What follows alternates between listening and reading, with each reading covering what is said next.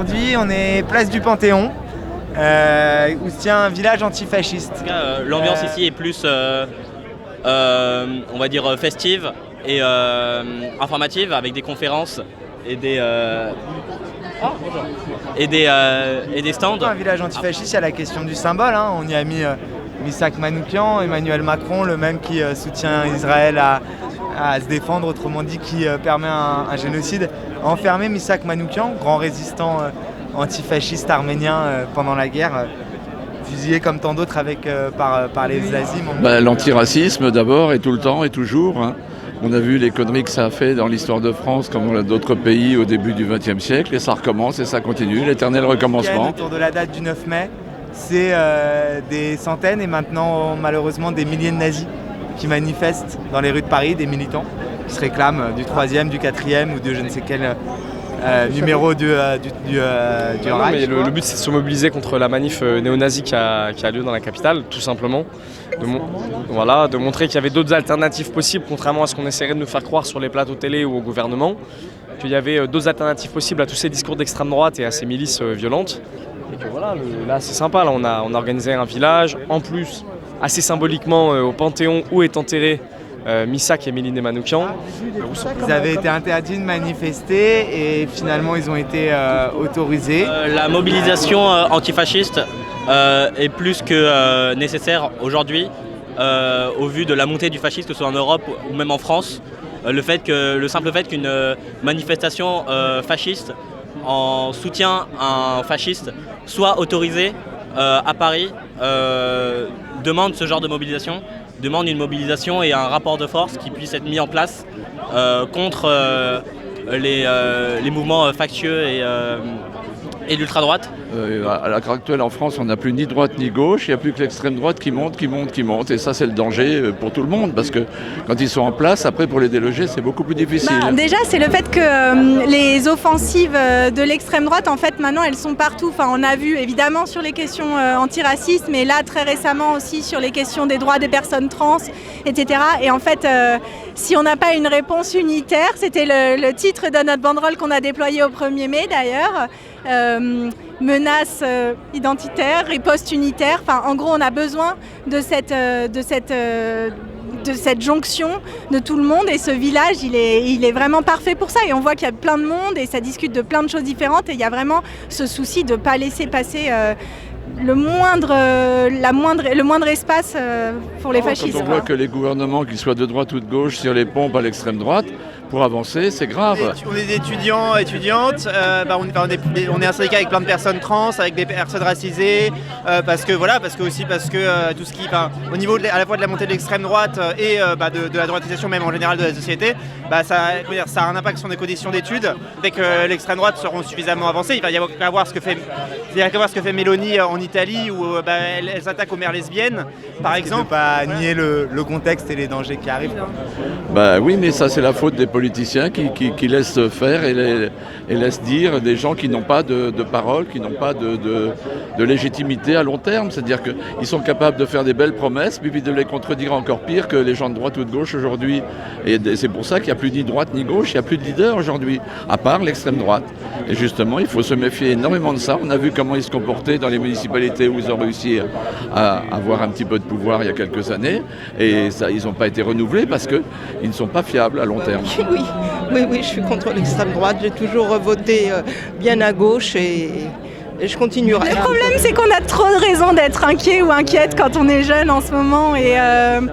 Et les urgences, en fait, elles sont de partout. Et on a quand même les exemples, ne serait-ce que tout près de nous, là en Italie, qui font vraiment peur sur les droits des femmes. Il n'y a rien que ça. Quand on voit les assauts anti-avortement qui maintenant ont le droit d'aller dans les cliniques, qui ont le droit. Enfin, c'est dramatique. Pour les personnes qui sont aux minima sociaux, c'est dramatique. Et alors, moi, ce qui me terrifie aussi, c'est ce qu'on voit aux États-Unis, sur l'accès à l'avortement.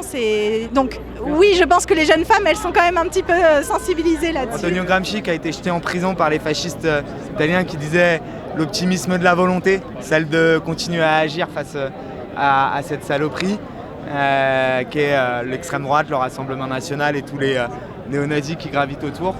et le pessimisme de l'intelligence qui est de ne pas nier le contexte et les dangers qui arrivent. Très symbolique pour nous, ça fait partie de notre histoire commune antifasciste, de combat, aussi de se dire que dans la période, quand un État est défaillant, quand un État est en train de vriller à nouveau dans des logiques autoritaires, guerrières, racistes, eh bien, il y a une jeunesse qui décide de s'autonomiser et aussi de lutter avec ses propres moyens. Donc voilà un peu tout l'héritage du FTP MOI. On a l'impression qu'on ne tient pas compte de ce qui s'est passé avant. D'abord et tout le temps et toujours. Hein. On a vu les conneries que ça a fait dans l'histoire de France comme dans d'autres pays au début du XXe siècle. Et ça recommence et ça continue, l'éternel recommencement. On change de siècle mais les cons sont toujours là. Le problème, c'est que le gouvernement leur prépare le terrain. Et donc, c'est là aussi où c'est flou.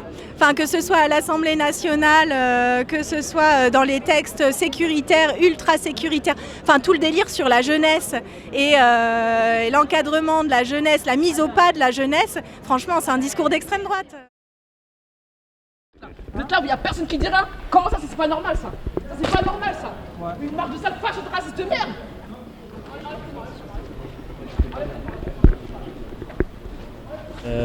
Il me semble, un hommage qui est rendu à quelqu'un, un jeune qui est mort en 93, et c'est un groupe de gros fachos. Par curiosité, hein. Du coup, on a entendu des gens crier, on est venu voir, on a vu des croix bizarres, on s'est demandé qui c'était, et puis vu qu'on est d'Assas, on est méfiant. Ouais. Agir. Moi, je suis un peu sidéré là de voir tout ça, de voir ces gens, qu'on peut croiser tous les jours. Moi, ça me dégoûte en fait. Je trouve ça. Ouais. Je suis très content qu'il y ait des gens qui s'opposent au truc, là, comme la dame depuis tout à l'heure. Ouais, c'est cool, elle a raison. Ouais. Elle a vraiment raison. Oser, faut pas avoir envie d'en prendre une, je pense. Ouais. Ah, parce que j'ai insulté vos petits camarades de racistes. Qu'est-ce qui se passe, mademoiselle? Parce que j'ai essayé d'insulter de raciste, donc je me fais emmener, voilà. Ouais. Et c'est toi qu'on a. La vérité, c'est pas bon à dire. Bah ouais. C'est ça. Ouais. C'est dommage, hein. Et c'est toi qui dérange. Ouais, c'est ça, c'est une marche de sale facho, de sale raciste, et c'est moi qui dérange. Est-ce que c'est normal? C'est moi qui suis en tort parce que je leur ai dit que c'était une marche de facho de raciste. Voilà. C'est un hommage rendu à un militant qui a été assassiné il y a 30 ans, voilà, c'est tout. Je ne vois pas où est le problème. Pourquoi cette dame est dans la provocation? Mais on n'a pas compris que c'était l'ultra-droite qui était là au tout début. Mais, Vous savez très bien comment on découpe les trucs.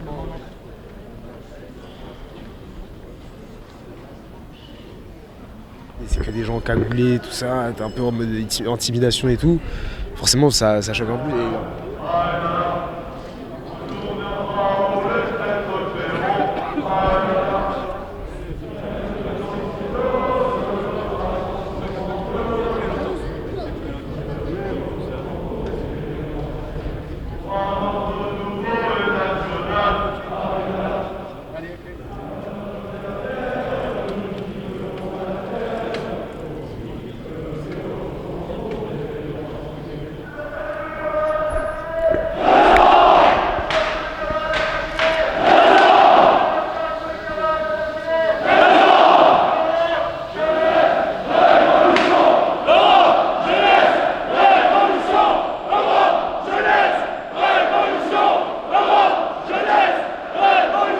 J'ai vu le départ qui était à Port-Royal, donc ils étaient tous alignés au milieu de la route en noir, donc au début c'était un peu impressionnant, basket, etc.